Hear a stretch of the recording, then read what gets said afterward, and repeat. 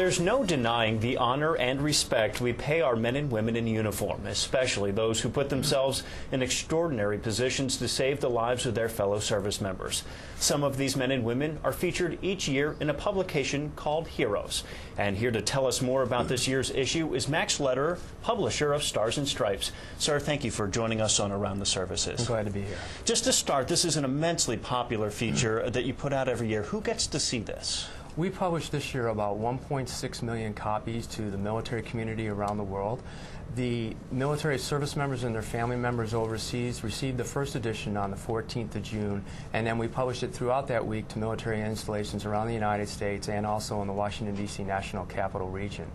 We do this in partnership with the Congressional Medal of Honor Foundation and also with financial backing from Boeing to help us bring this important story to the consumer.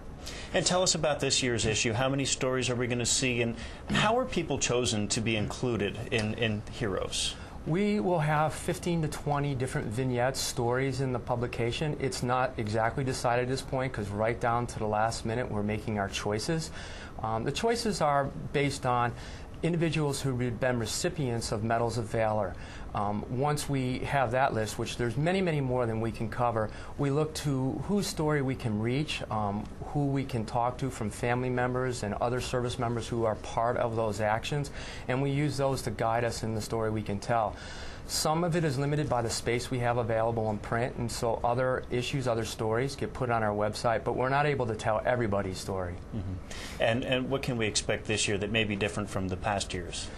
In past years, there's been a Medal of Honor recipient. There isn't one this year, so you have more stories of other recipients, so I wouldn't say that there's one that's a particular standout because everything everybody does is courageous and with valor, and it's an important story to tell.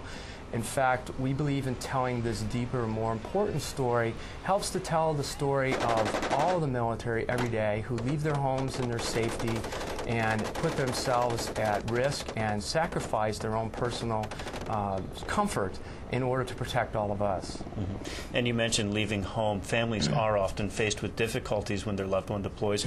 How are families playing a part in this year's Heroes?